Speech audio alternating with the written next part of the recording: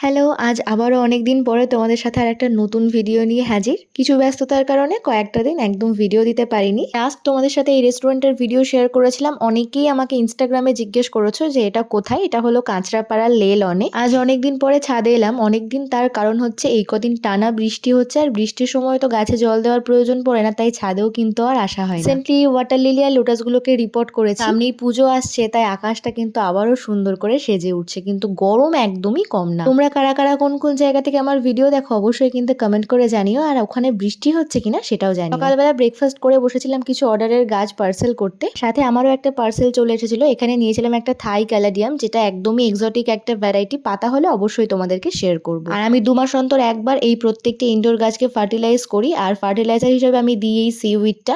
এটা আমি অ্যামাজন থেকে কিনেছি, তোমরা জিজ্ঞেস করার আগে আমি জানিয়ে দিলাম। 500 গ্রামের 2টো প্যাকেট থাকে, 1 কেজি টোটাল। দামও কিন্তু একদম ঠিকঠাক, তোমরা ওখান থেকে পারচেস করতেই পারো। প্রত্যেকটা ফলিয়েজ হাওয়ার্থিয়াতে আমি কিন্তু এইটাই দিই। প্রত্যেকটা টবেই আমি 6-7টা করে দানা দিয়ে দিই, আর এতে কিন্তু সত্যি কথা বলতে গাছের গ্রোথটা খুবই ভালো হয়। বিশেষ করে যারা তোমরা আমার মতো সিন্ডারে গাছ করো, তাদের ক্ষেত্রে কিন্তু এই ফার্টিলাইজারটা খুব দরকার, কারণ সিন্ডারে গাছ করলে নিউট্রিয়েন্টস গুলো কিন্তু খুব তাড়াতাড়ি ড্রেনস আউট হয়ে যায়। তো চলো আজকের মতো এটুকুই, বাই।